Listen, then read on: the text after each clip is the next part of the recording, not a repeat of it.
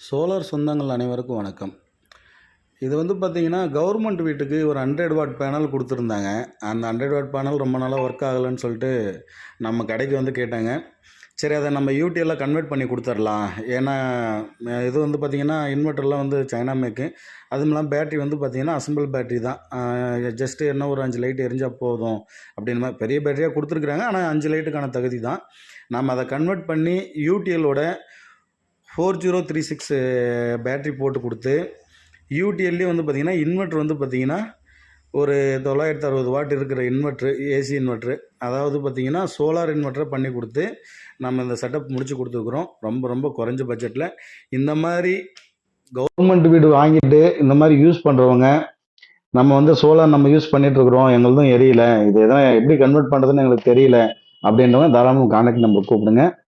கண்டிப்பாக செஞ்சு கொடுக்கலாம்.